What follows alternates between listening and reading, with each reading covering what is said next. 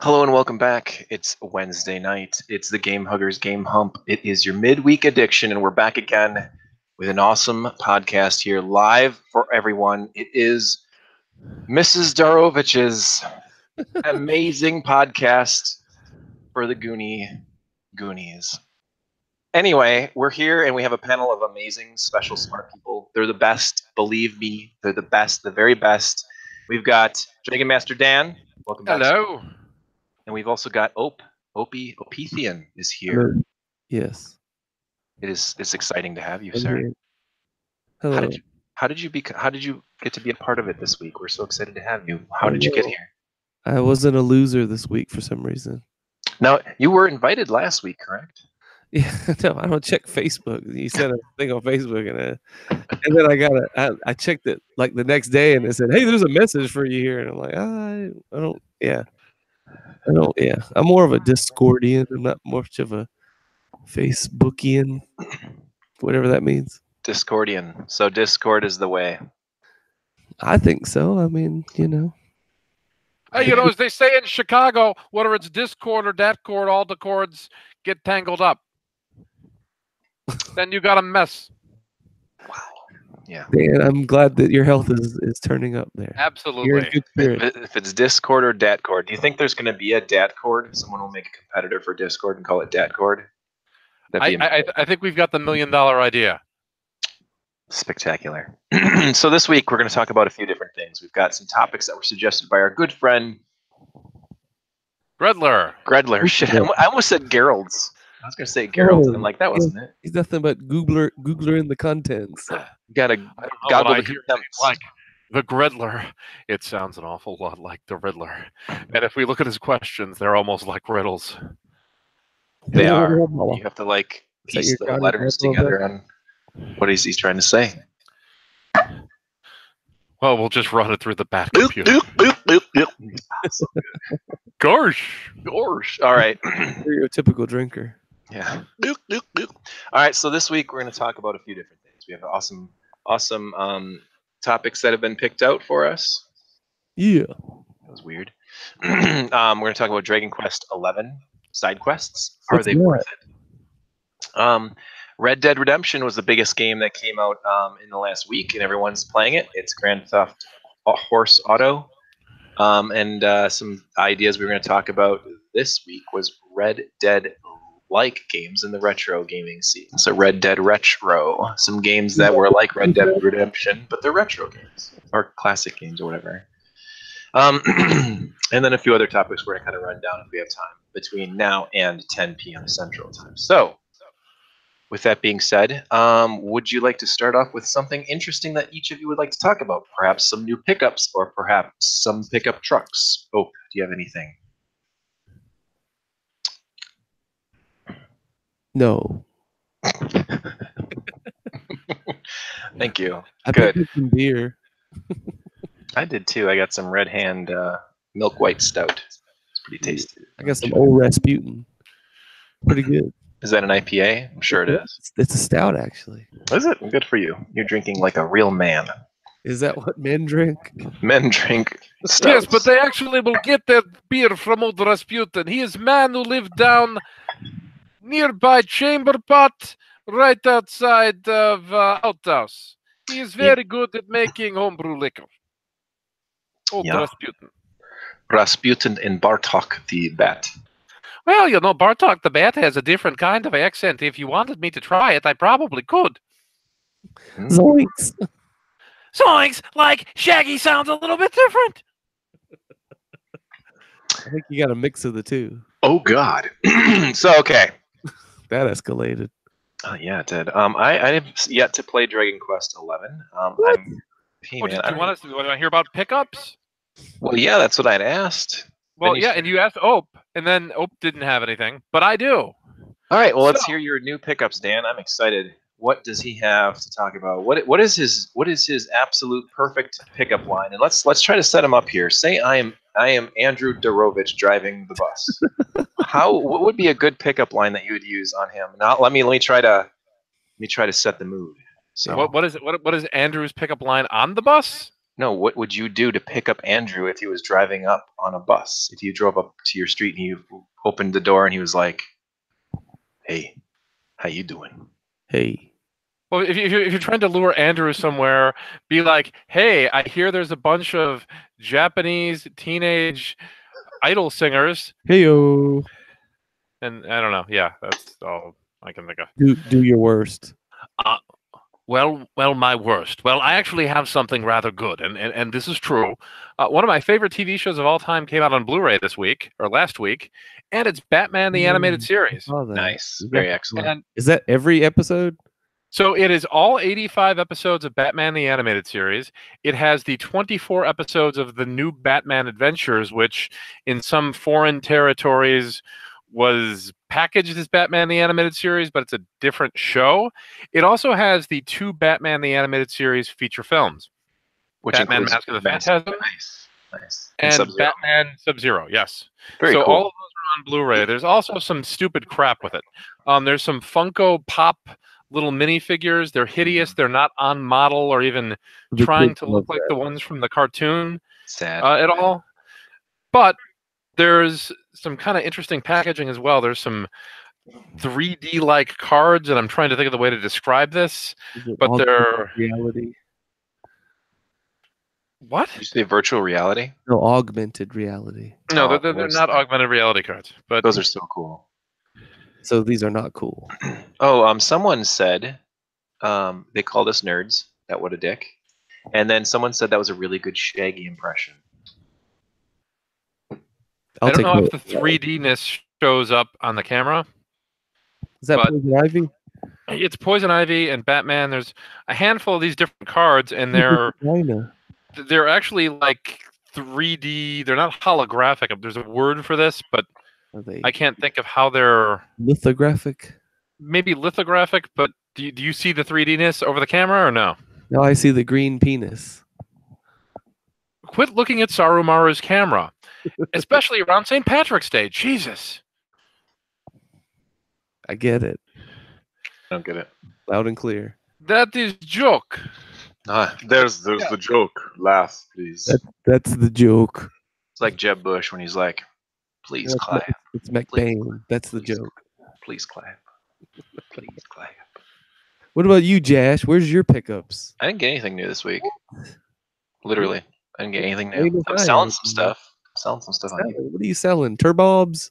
Sell your turbobs. No goodness, no. No, I finally moving all my PS Vita stuff since I never touch it. So I'm just there you go. Hey, Gerald's is in the market for that shit. Is he? Does he need to? He needs to goggle the contempts, then, bro. He's going for a full set. So you can make that happen. Why? Why not? There's still stuff coming up for Vita. No one else wants one, so I guess it's weird. I don't understand. You guess right. Yeah, it's weird. I don't know. I like PSP. I just like, I don't know. I have a PSP Go and I started playing it the other day. Actually, like a month ago when I took it on a trip somewhere. That's what I'm talking about. I'm just like, this is so much more fun. Like, I like everything on it way better. The battery life's better and the games are more fun. I'm like, why do I even have a Vita? I don't know why. The screen isn't. It's fine. It works just fine for me. It looks like pretty decent on the dock, but yeah, but the game. Yeah, I got no problem with it. I mean, East 7 and Otha Favana and all those are on it. It's like, whatever. Did Exceed work on that translation? I sure hope so. Those are the only good ones that they've ever done. I'm kidding. So, what was it? Was it East 8 that they like had to completely retranslate because it had things like, "I can't wait to take a Greek old fat shit, man, that'll be great." Do you remember? Do you remember this? I mean, I remember there was a whole bunch of translation problems, like the Switch. Well, they retranslated East 8 for PS4 and Vita, from what I recall. They had to. It was a travesty. It was. So there was actually like dialogue saying, like, I just took a big green shit. I don't know that he said it was green. I don't know where this green is coming from. It started with Ope talking about cocks, and it just went from there. But oh, P-Thean, look at you. I thought I was talking about Nightwolf and his crusade against Exceed. You know, shockingly, that's the very first time anyone has ever mentioned his name on this podcast. Oh. Way to go, Ope. I broke the silence. Oh, there's no silence. Our good friend Nightwolf, he'll be on the show someday, I'm sure. I relish the day. I put relish on hot dogs. I want to talk about gay frogs. Frogs are gay! Gay frogs! Gay frogs! Anyway, I'm dealing with like a throat cold right now, so if anybody's like angry at me or wanting to just quit listening right now. I keep clearing my throat every 10 seconds. I don't know what's going on. All right, so why don't we jump into Red Dead Redemption? Who's been playing it? I have a friend who's playing it, and he said it was Grand Theft Auto on horses. That's pretty much what I'm hearing too. But I mean, it does look really pretty. I've not played the new one, but I played some of the older Red Dead Redemption game that came out some years back. Red Dead Revolver. Generation. And that's basically, well, I was gonna say that's basically what it is. It is Grand Theft Auto with a Western theme and horses. And that's a good thing if you really like Grand Theft Auto. And it's a good thing if you like a game that's open worlds, and it's a game that's very polished and very clean. And by the way, if you check a certain Discord, you might see the picture of East 8 I'm referencing. But the thing about Red Dead Redemption is, yeah, it is Grand Theft Auto at its core. So the question that was asked, at least one of the first ones, was, what would a retro Red Dead Redemption look like? And the answer is, like Grand Theft Auto with a lot of sand and dirt and cactuses and hootenannies. And possibly other country things. Horse balls that shrink in the winter. I mean, basically, you're replacing the urban setting of Grand Theft Auto with something more Wild Wild West, and that's basically it, and probably a little bit more sprawling. So it's like Shanghai Noon. Shanghai Auto. Yeah, but I mean that's basically it. Have either of you two played Red Dead Redemption? Or I know you mentioned the earlier one. I think it was Red Dead Revolver was the PS2 game. I've seen it, but I've never played either of those because I just don't get it. What's Red Dead? Okay, so which was the first one? Red Dead Revolver? I think so. I'm not an expert on this series, but Redemption was the second one, and then this one's called Red Dead Redemption 2, which is the third one technically. Is this like Soul Calibur, where Soul Blade, Soul Edge, and then Soul Calibur, and now Soul Calibur 2, 3, 4, 5, 6, and I believe that's kind of it, where they changed the name from the original game in the series. I guess I don't know. The Red Dead Redemption, the very first one, I have it on the PS3. I've never played it yet. My kids wound up playing it, and I know that it's not exactly a kids game, but my older teenage kids were the ones that were playing it. And yeah, it looked pretty cool. It looks like a neat game. Something I'd have to get into if I had tons of time to invest into it. Did not get the sequel yet, but I've been watching some videos of it, and it does look really fun. People playing online. Yeah, it's the kind of game I'll wait till it's $20 or less and pick up. Right. Because eventually, I mean, these are the kinds of games that get produced in huge, massive quantities. And a year from now, GameStop's, the remaining ones will be loaded with them in their bargain bins. The game will be a greatest hit or some, equivalent on Xbox. What is theirs? The ugly case edition. Whatever that may be, it'll be a cheaply discounted game. That's the kind of thing I'll pick up then, probably mess around with for a day or two and be like, okay, that was fun. But yeah, I think that if you're big into playing Grand Theft Auto, into a lot of those sandbox open world games, it's a good game to pick up. But in the end, its roots are Grand Theft Auto. So the overhead view Grand Theft Auto, or something like Retro City Rampage, that's a little bit of a parody of the genre of game, is probably the most similar thing to it. Cool. It's terrible. So what's a good Western style game that we had when we were like, back in the Super Nintendo or NES, or the 8-bit / 16-bit / 32-bit era? Wild Gunman. Wild Gunman? Wild Gunman. What was that for? NES. It was a gun game, light gun game. Oh, okay. Light gun game. Yeah, it was in Back to the Future. Come on, man. Oh yeah. No, I remember. Man. It's like a baby's toy. A baby's toy, Doc. Like they're playing Wild. That's Shaggy. I don't even know what it is. It's like, you're not shaky enough. You got to shake more. Well, Marty's more like, hey, Doc, you got to go back to the future, kind of like that. So he's similar to Shaggy, but he's not quite there. He doesn't have as much Casey Kasem in him either. But Casey Kasem. You gotta say that's. well, you know, I like how your Casey Kasem is Larry the Cable Guy. Yep, get her done. I'm Casey Kasem. I'm Like, Casey where did that come Kasem. from? Yeah, that's what the. Now Casey Kasem sounded a little bit more like this, and he was actually the voice of Shaggy. So when you do a Shaggy impression, you want to sound like Casey Kasem. Zoinks, like a Scoob, and you can gradually hear it turn into Shaggy. Well, that's interesting, huh? Up next, the Lone Rangers. The Lone Ranger for NES was a game as well. Yes, that's another Western style game. There's, I was quoting Airheads, which Casey Kasem was in. I thought Adam Sandler was in that movie. Adam Sandler was in it, and Chris Farley. Were they both in it? Absolutely. Chris Farley was. Oh yeah, that's right. Yeah. Okay, that's right. Crowd guy. And Brendan Fraser for some reason. Brendan Fraser and fucking Steve Buscemi, right? Steve Buscemi. That's awesome. Yeah. Okay, how about Michael Richards? How about Sunset Riders? Could that be Red Dead Redemption Retro?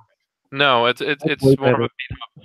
Sunset Riders is a really fantastic game, though, and the different versions of it are all different. The arcade version plays very differently from the Super Nintendo one, which plays very differently from the Genesis one, and that's classic really cool. Konami goodness. Because Konami gave a shit. They worked with the shortcomings of each system. Yep, but I don't think it's too similar to Red Dead Redemption. Besides the Western theme, another one is Wild Guns. If you've played Wild Guns, it's kind of like Nam or there's Operation Wolf. There's another Crosshair game.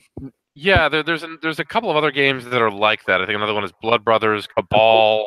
Yeah. Blood Brothers. Wait. Blood Brothers. Are you talking? Oh, I'm thinking of Brawl Brothers. That's right. Yeah, you're thinking of the beat 'em up. Blood Brothers was an arcade game that I think is probably in the same series as Cabal. Cabal. Yeah, there's other games that are like that I'm just not thinking of. The Punisher on NES is kind of like that. Gamshara like that, I think. Which one?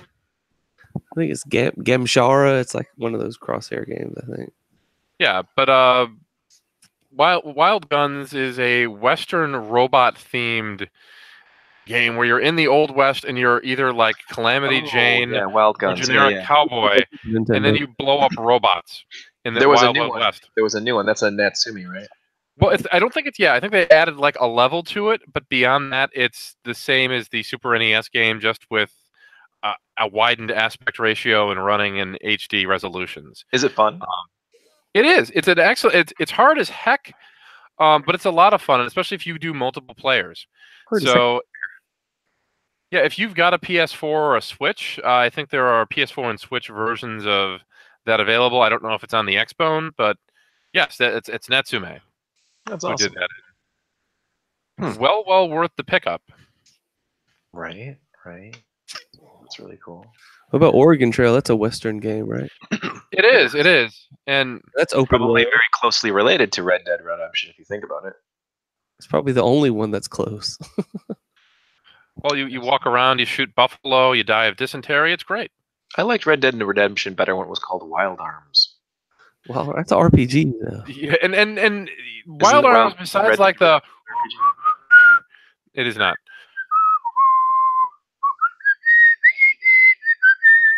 There you go. And there's lyrics to the Japanese version of that, too. But yeah, the white people don't get a translated lyric. No, we didn't do that. Whoa. Kayfabe. Yeah, white people. Yeah, can't just say that. LOL, white Gunsmoke? Is that it? Gunsmoke? Gunsmoke's an old Capcom game. Oh, yeah, that's... So, I mean, there's quite a few Western-themed games, but I think, just on a side note, let's go into a little bit more about Westerns in the sense that Western movies are something that were really big in, like, the 50s and the 60s, and outside of Italy, almost completely died off by about the 1970s. It turned into a really... What's up? That's spaghetti Westerns. Those are spaghetti Westerns. That's exactly right. Like but outside of Italy, the popularity of Westerns is like that of blackberries. It's just tanked in the past. I thought you meant like the fruit. No. I mean the popular smartphone from the 2000s. Yeah, it's really weird. One of the projects that I work on at work, the main way of mobile email is through BlackBerry still, not through any iPhone. I know. For a long time, businesses were so standardized on that, in part because there weren't a lot of good mobile device management solutions like AirWatch and Intune and the ones that are out there that worked on Android and Apple devices. And I saw businesses into like 2012 that were only allowing corporate email and everything else on Blackberries because the BlackBerry Enterprise server was such a steel. It's really product. When we get emails outside of regular business hours, it always says email sent via BlackBerry, and it's like, this is so weird. What year is it? It's 2018. We're still like that company. You might as well like just fax these people because they can receive a fax. Yeah, that's crazy. All right, so actually, I mean, if there's anything else we need to talk about for westerns? Otherwise, I was kind of curious about what your thoughts were on a genre called battle royale games. And what are battle royale games? To start off with, it's a terrible game for the TurboGrafx. Is Battle Royale, and I don't recommend anybody pick that one up. It's a cool movie, but I suspect this reference to Battle Royal games, which is probably supposed to be Battle Royale games, are things like Super Smash Brothers or PlayStation Network All Stars. That's what I think that's supposed to be. And keep in mind, there's a lot of Smash Brothers hype. Like Fortnite was a battle royale game where it's every man for himself in a big open battle royale type thing, like the movie. Like let's see if anybody in the chat wants to comment on what they think the definition of this is. I thought Smash Brothers was a platformer fighter. Fighting game. It's a tournament fighter. Yeah, it's serious. So what do people think Battle Royals? And by the way, it was written Royal, so I don't know. That's a game where you fight with Kansas City's baseball team. Oh yeah, Nully's a big Kansas City fan. Is he from Kansas City? No, he's like the Chiefs, I think. He's in Kansas. Kansas City's in Missouri, though. Well, there's a Kansas City, Kansas as well, but it's not as populous and We'll make up your mind, damn it. I'm just gonna Google it. You ready for this? Don't Googler in the contents. You're Googling what Battle Royal games are? Mm-hmm. Yeah, I don't know. I think of like, WWF Battle Royale, like PlayerUnknown, Mania 2000, Fortnite, Realms, Rules of Survival, Islands of Nine, Knives Out, Rapture Rejects. They just made that shit up. PUBG, yeah, Battle Royale games. PUBG. Beat 'em up, hack and slash, fighting maze. So like Counter-Strike is a Battle Royale game? Fortnite is a Battle Royale game. It's the most popular Battle Royale game out right now. So it's basically just a game where you get lumped into a big freaking open world thing. How's that any different than like Call of Duty or Battlefield or any of that junk? It's because you can play immediately. Yeah, I mean, you're not waiting to set up a match, and there's not a set number of players. So I think that's probably DayZ, Hunger Games. Well, Battlefield was like that. Battlefield was like an ongoing war. You could jump in whenever I guess the better question is, how is it different than an MMO, except for the fact that these games generally aren't RPG type games? First-person MMOs. I don't know, but that's PUBG's Battlegrounds. PUBG, PlayerUnknown's Battlegrounds, and Fortnite. Super Mario World, was that in there anywhere? Doesn't sound like it. Battle Royale games are played between a large number of individual players or a number of small squads, typically up to 4 or 5 players. So I guess the question here is, are they new, or are they just a new perspective on a hackneyed genre? And the answer to the question is, probably they're new in the sense that we haven't had the tech to be able to have large numbers of players relatively latency free in the same place at the same time in a game that is requiring timing. And I think that's probably the difference between that and, say, the MMOs that were popular, even 10 years ago, that had huge numbers of players in an individual play area at the same time. These are games that require timing and lag and things that are to a point where they're not as much of a problem as they would have been back then. Because if you're playing a game where you have to shoot people, if you have a slow, 2008 era DSL connection, it wouldn't have worked as well. What about like Mario Kart, like the balloon battles, those multiplayer, like where you're in with the 3 balloons behind you, and that's what these games kind of remind me of. Is where you just get kind of dropped into this open, battlefield where you're just going around and you're just randomly shooting and killing each other. A game that had on the Dreamcast that was actually a really, really well done first-person perspective shooter game.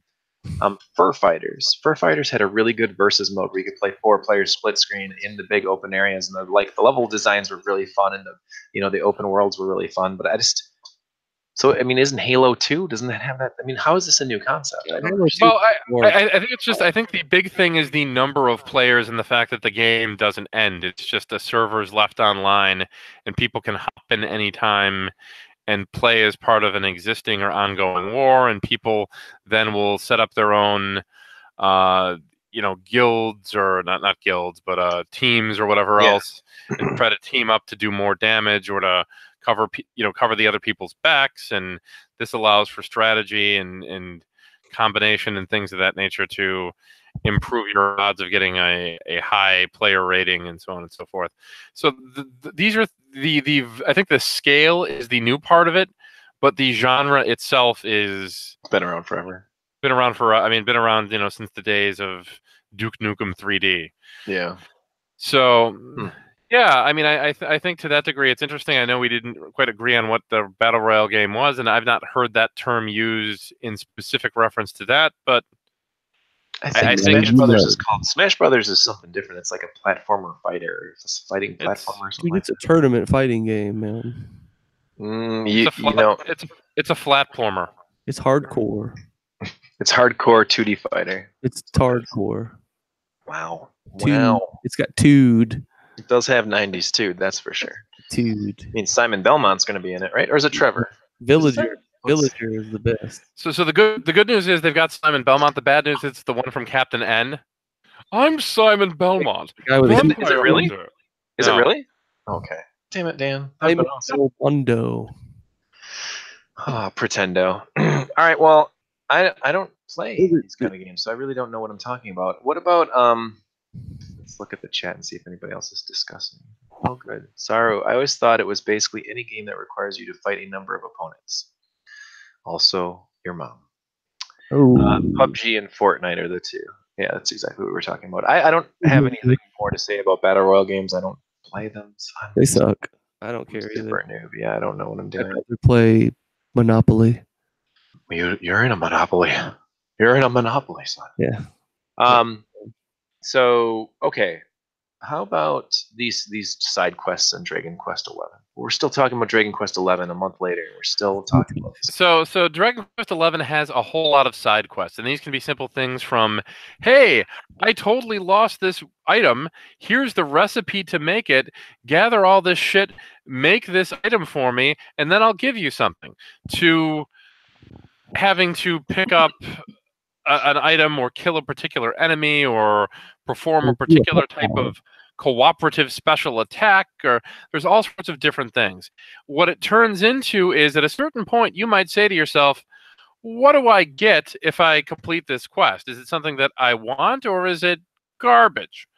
And you might go to a game FAQ or something along those lines and say, is it really worth my time to do whatever's needed to not just complete this quest, but go back to the person who wanted me to complete the quest and retrieve whatever it is I wanted?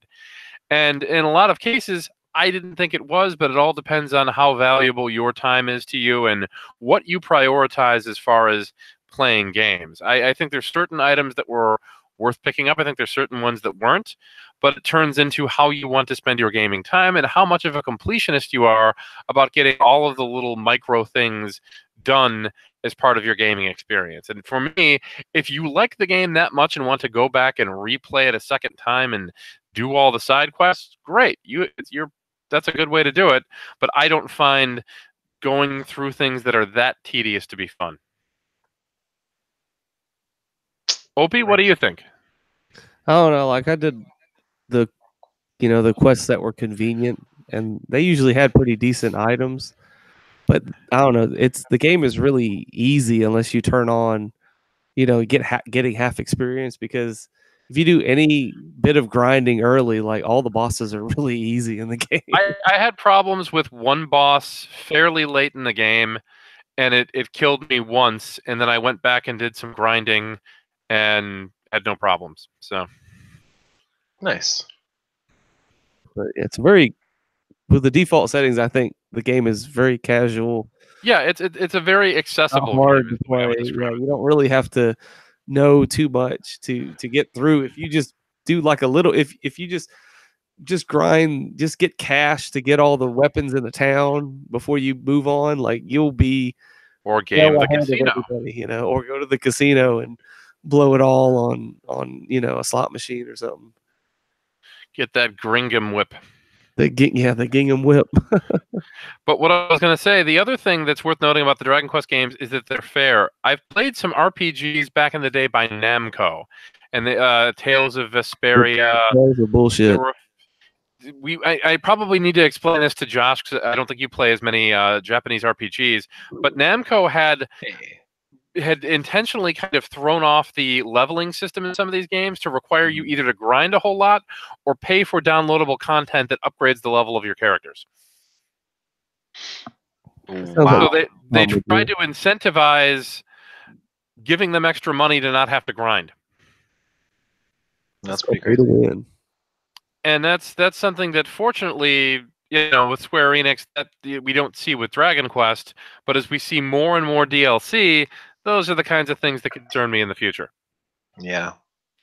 So, but yes, to answer or to agree with Ope, yeah, the game is extremely accessible, and the game is easy, but it's not easy from a standpoint of the game is pointing fingers exactly where you should go and what you should do. But if you understand how to operate the battle system, if you understand how to optimize your characters for particular equipment and for particular situations, and you know how the different spells and defensive mechanisms and everything else work, you can go through the game essentially at what I would describe as underleveled and survive. So it's a game that rewards veteran players and people who take a lot of time into learning the experience. At the same time, it's not so difficult as to be a pain or tedious for newcomers. So I think it's got a great overall balance in that regard. So that's really cool. I'm looking forward to playing it. I'm you don't have a PS4, do you? I do not. Well, good luck, man. I do not. I'm gonna get it on the Switch. I'm gonna buy you a PS4. Just it's on the PC as well. I know that there's a version on PC. Steam. Yeah, it is. Yeah, I'm not gonna play it on PC. You need a 64-bit PC to play it, though. Sweet. Gosh, all the people with PCs from 2006 are really going to be out of luck. I'm just saying, they may be out there. I'm sure on their BlackBerry. On their BlackBerry, yeah. No, we're planning on getting. Well, I shouldn't say too loud in case one of my children, you and your children. Significant other. Oh, your children. Okay, that's good. Yeah. Yeah. Thanks, man. No, yeah. We're looking to. I'm gonna surprise the kids on Christmas morning. We're gonna do a PS4. Ooh, spoiler alert. Yeah, I doubt they're listening, but you never know. Anyway, by the time this ever gets across their ears, it'll be Christmas already, hopefully. So, anyway, yeah, that's the idea. We're gonna do PS4, a couple controllers, and a bunch of games. Look at you. You're the dad of the year. I'm just trying to make it a special day so that it's fun for everybody. And when you and your 27 kids. it's only 6 and whatever. Yeah, 6 that you know about. 6 that I know about. 7 plus 6 is not 27, Dan. I'm not the one who said 27. And besides, I would have guessed higher. In 6 months, my second oldest will be an adult. So I only have 4 kids under the age of 18 at that point. So come on, I'm almost there, man. Yeah, you're almost done. You're almost done. I'm almost done. So close. I only got 16 years to go. What for them to be 36? My youngest is 2, dude. 2. Man. I know, right? I don't miss those days. Yeah, no. I actually enjoy it. The younger they are, the cuter they are. The older ones, the teenagers, that's the tough. That's the tough, yo. Yeah, I'm not there. I got 10 more years for that. For a teenager? No, well, for 16. My kid's only 6. So. Oh, okay. All right. Okay. Yeah, she still thinks I'm cool. That's not gonna last. That's not gonna last, dude. No. No. By the time 11 hits, actually, my 11-year-old still thinks I'm pretty cool, so that works out. He's all up with my like. I'll talk about some old game, and he's like, "Yeah, let's do it. Let's play Mr. Gimmick together." And I'm like, "Oh, this is great," and he'll hate it he'll hate it right away, but it's fun, and he thinks it's cool. For that minute, it's pretty cool. But yeah, by age 14, you're done. You're pretty much done. You're done. You're done, especially if it's a girl. Yeah, I'm done. Daddy's little girl turns into Daddy's little teenager pretty quick. Daddy's little nightmare. Nightmare. No. All right, so what we were planning on just ending this this fun episode of the Game Huggers Midweek Addiction. We're going to talk about sports games. That sounds like a really terrible topic, but it's actually kind of interesting because while we generally don't talk about sports games, and I don't necessarily ever play that often. I shouldn't say it not all the time, but you never know. Once in a while, the urge will come up to play some Tecmo Bowl or whatever. But like the whole concept of back in the 8-bit, 16-bit era, and even a little bit past that, sports games were kind of looked at as like arcade games, really like simple pick up and play, fast paced, easy to learn, and you could still take a long time to master it because there was so much competition between other players and stuff. But what happened to that style? Like, when did realism become the absolute focus of all these sports games and stuff? And how did that arcade style of like NBA Jam, Blitz, like Tecmo Bowl, Baseball Stars? One thing that's worth noting right away is the decline of arcades, because those games were designed to be quarter munchers. NBA Jam was the kind of game that was intended to provide as much entertainment as possible on one 25-cent token. And there were other arcade-type sports games as well that were kind of similar to that. And we can go back to Track and Field, or like a more updated version of that was Decathlete that Sega had released. And the death of arcades has kind of led to simulations taking that over. The other thing is that as technology has improved, we've been able to have more and more, and I'm using the term realistic here in a relative sense, because even the realistic sports games are still not that realistic in terms of a whole lot of other things. But the idea of making a game that looked and played with more real-world physics and wasn't quite as crazy or cartoonish took over. Now, I know that there still are occasionally releases, like there was the NBA Street games for a while that were coming out that were essentially an NBA Jam. I believe those were made by EA and a few other companies making those sorts of things. But I think the decline of arcades has a whole lot to do with that, because even if you take, say, for example, a football game and you want to make an arcadey football game, you're either going to have to do this really, really cheap, or you're going to have to use an existing engine for a college, or the only pro football game in terms of American football, and that's the only one that matters, is Madden. You're going to have to take that engine and tweak it and mess with the physics and do kind of crazy things with it. And because those are big, high-budget productions, the value of doing that isn't so high. I remember there was and then we're going back to like PS2, Xbox era. There was like again, it wasn't NFL Blitz, but a casual casual American football game that came out and didn't do very well. So I think the fact that there isn't an arcade market to sell these things to, at this point, the arcade market is primarily light gun games and Japanese bullet hell shooters. That has taken away a lot of the market that those would have had. And then the second part of it is the cost of building games today, and the development cost in general, are really, really high. And unless you can reuse a 2K or an EA engine for this stuff, it's just not going to happen at this point. And and I guess realism is also kind of a relative thing. Like, you've played modern Madden games before, right, Josh? I don't know about you, Ope. Yeah, I have. How many times have you scored 100 points? Yeah, right. It's pretty average.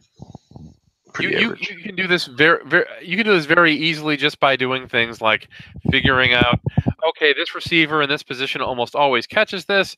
The defense does not catch on to the fact that I'm running the same 3 plays over and over, and I score every possession.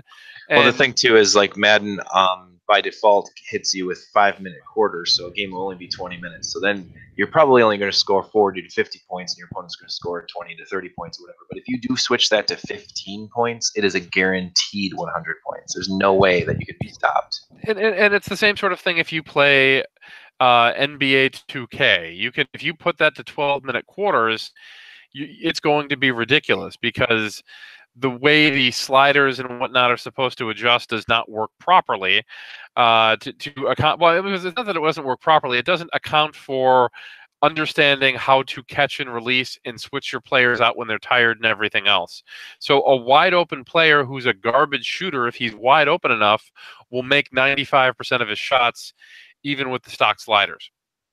So it's just a matter of rotating the ball around until you get open shots, and then understanding passing lanes and angles and how the game behaves defensively to be able to get stops on 2/3 or 3/4 of your possessions and run up the score. So I think the idea that these modern sports games are realistic, at least those two sports. I can't comment on baseball or soccer or some of the other ones.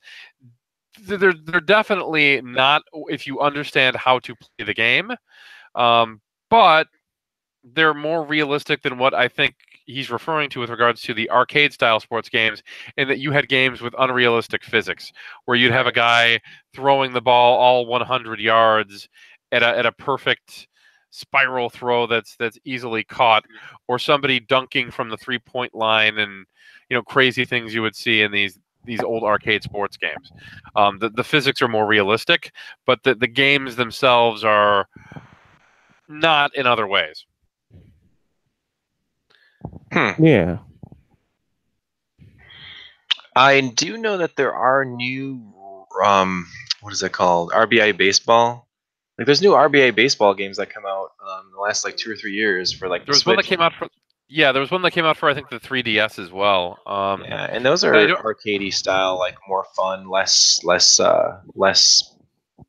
deep type baseball games. MLB, the Heat.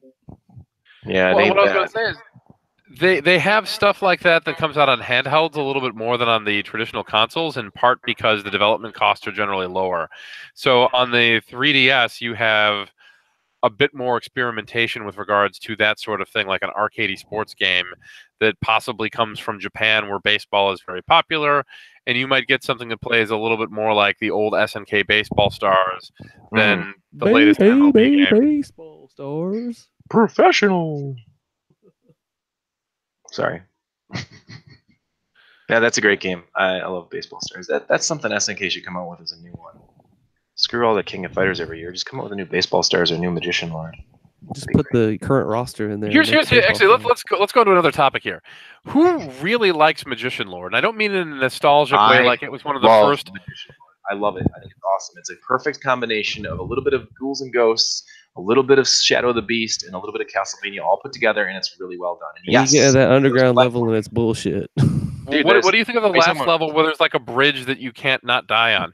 That's the Bridge of Terabithia. Yeah, that's pretty terrifying. Yeah, because like you basically keep putting quarters in. The best way to play that one is, and the funny thing is even if you are putting quarters in, it's still not unlimited continues. Like you can run out of continues if you keep putting money in on the version where you have to put money in. Because there's like the free version or whatever where you play the regular console version, and there's the arcade version where you have to put quarters in or whatever.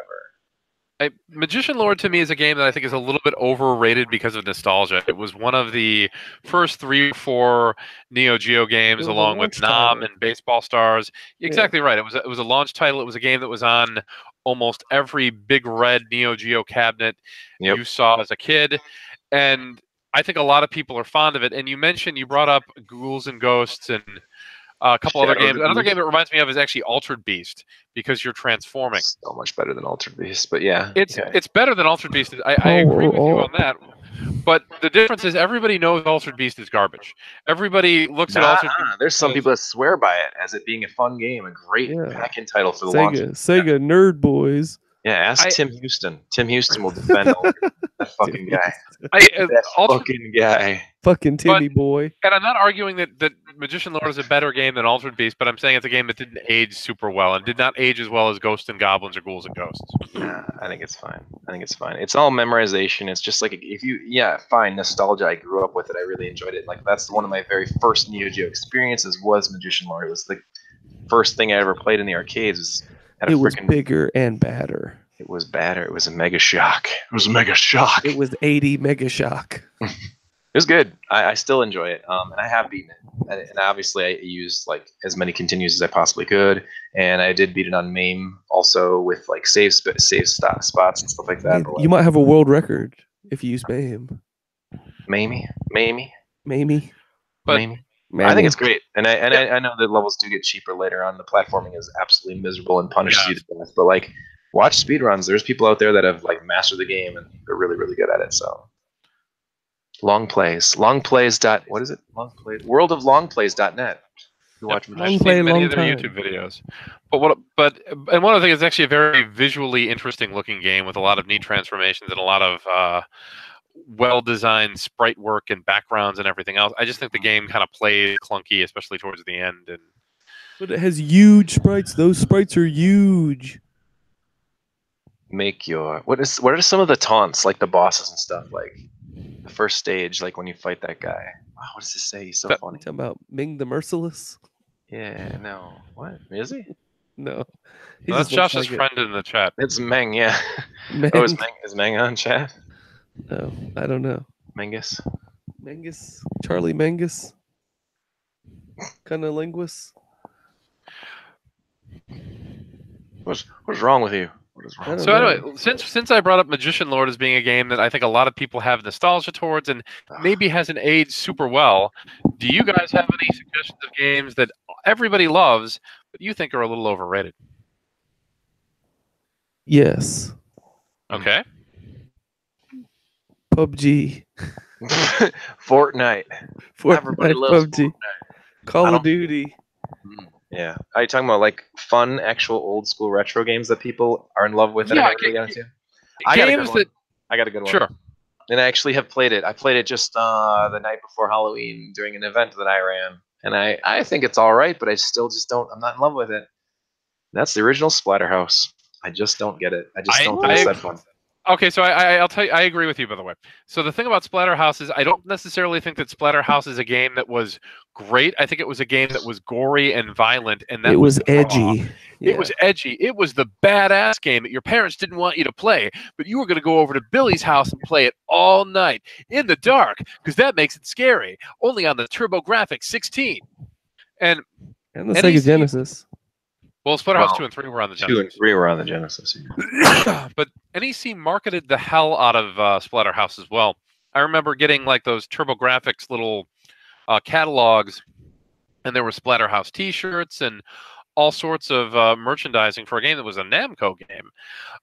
So for sure, I think that the marketing of that game combined with the reputation it had as an arcade game and as a badass adult experience certainly made it a more prominent game than the quality of the gameplay itself would have led it to be. I actually think that Splatterhouse 2 and 3 are a little bit better than the original arcade one, though 3 is more of a beat-em-up.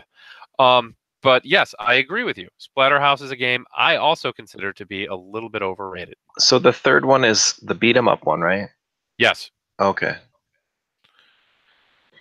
Cool. OP, what do you think is a game that people like?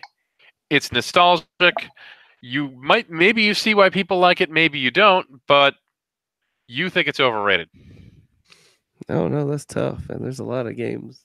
World of Tanks. That's like what's his name used to always play. Mm-hmm. Fucking the guy who pwned all the noobs on the forum. He's off to pwn those noobs once again. What's that guy's name? I forgot his name. Trev? No. Oh God, no, it's worse. It was fucking. He had that stupid avatar. God damn it, Josh! He knows what I'm talking about. He don't want to say his name. I'm not saying his name because you hate his ass. You already said Nightwolf once. I'm not. No, it ain't Nightwolf. He's probably. I know it's not Nightwolf. I'm just saying you already said Nightwolf here. It was Pompey Parsons. Oh, I do hate Pompey Parsons, I've got to say. But it was prof. Mm-hmm. Okay. Yeah, he's overrated. So, do you have an overrated game you want to complain about? Overrated game. I don't know. I'd probably say Final Fantasy VII.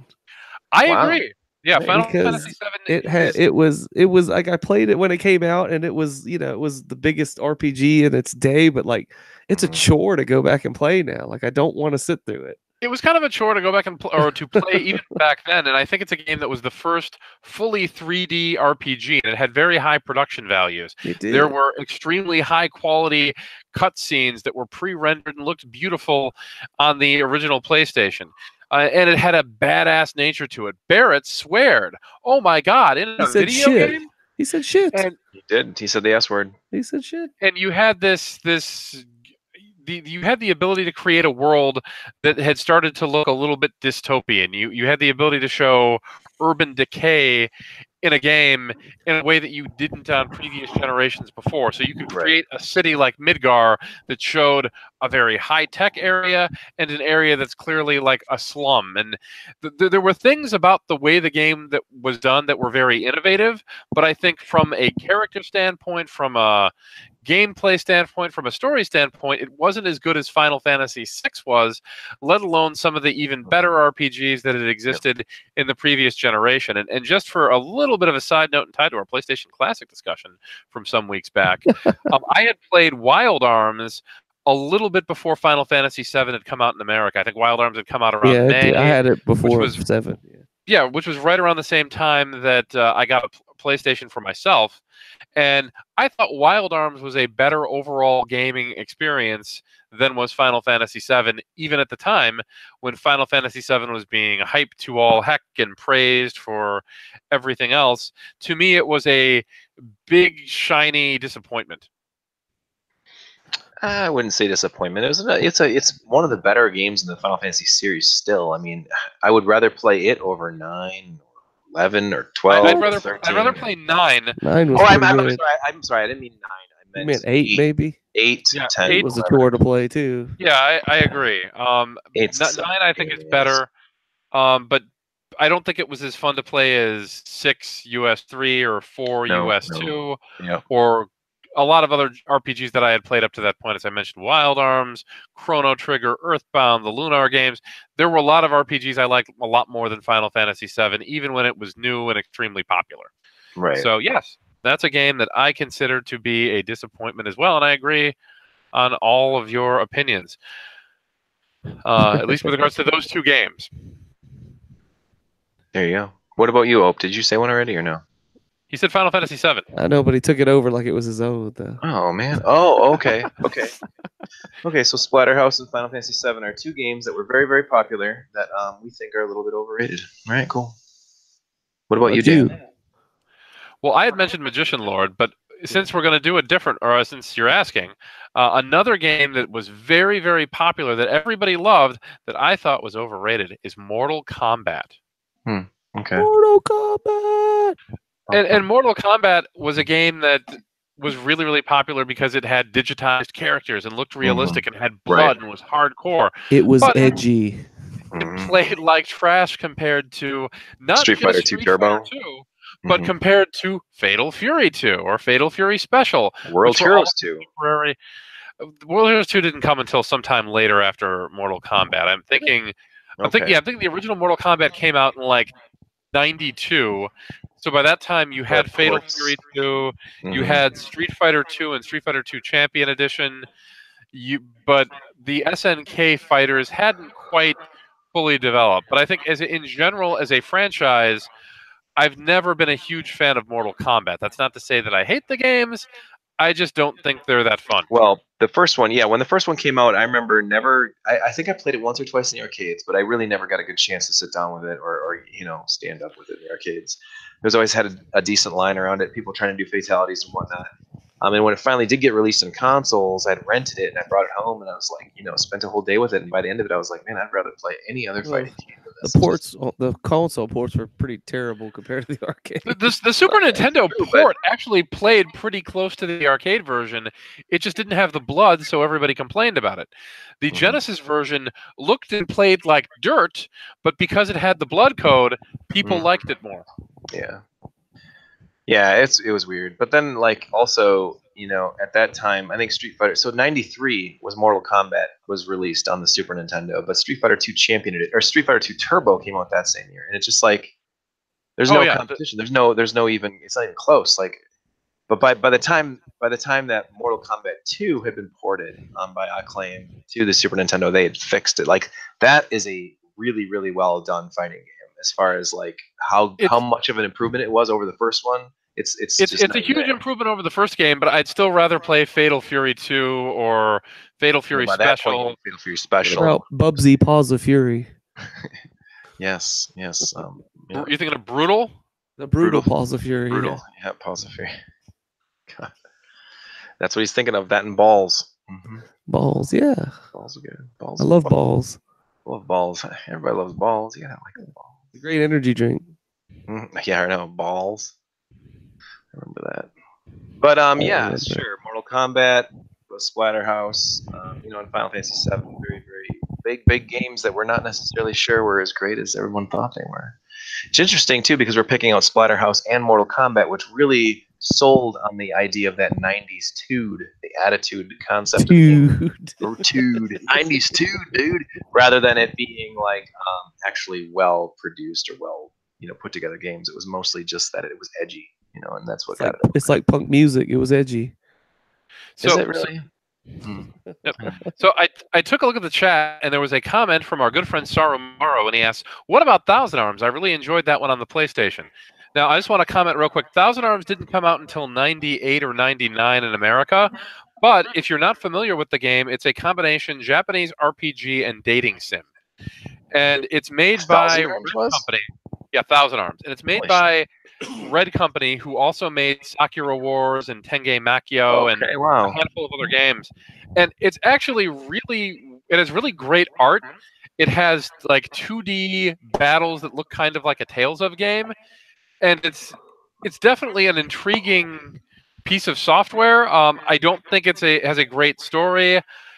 The fact that it has that side view battle system like the early Tales of games makes it a little bit clunky to play, but the wonderful art and the fact that it has a good dub and what was I going to mention? Actually, some really good music in it as well. And it's a very good package. I don't know that I'd say it's a better RPG than, say, Final Fantasy VII, but it's the kind of thing that I think is more interesting to go back to because in America we didn't have very many dating sims and things that had come over at that point. And of course, that was a part of the ARMS quartology with Wild Arms 1 and 2, and then quartology, and then Enchanted Arms as well on the PS3 and the 360. Long series of ARMS games. I only played Wild Arms 1 and 2. I didn't play Thousand Arms, actually. Yeah, the other games are not related to Thousand Arms, nor is Enchanted Arms, just in case anybody is. Yes, they are. But there's... Man, you just shit on the American dream right there. I thought there was 4 games in the ARMS series, man. There's probably more than that. I think there's 5 Wild Arms games plus a PSP one. Yeah, there was like an Ignition game on PS2. And an addition game? Like a math game? It was like Wild Arms Ignition or something like that on PS2. Are you saying addition? No, I thought it was saying egg edition, like it's Moteki Tamago. Yes. This has been brought to you by Mrs. Darovich's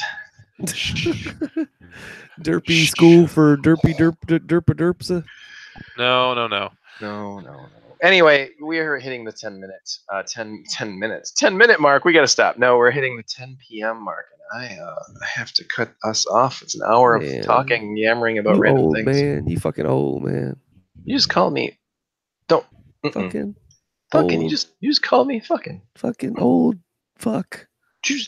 I would never say that word. Not on a live podcast. Not ever once. Okay. Well, I'll censor you old man. I'll beep it out later in the editing. Anyway, so thank you guys for watching. We had a few people jump in and out while we were doing this. I hope you were as entertained as we were with Mrs. Tarovich's bus driving abilities. But we're gonna go ahead and call it a night this week. We will not be back next Wednesday. Next Wednesday, I'm actually going to be out of town, so I'll be unable to do the Game Huggers podcast. But we're here.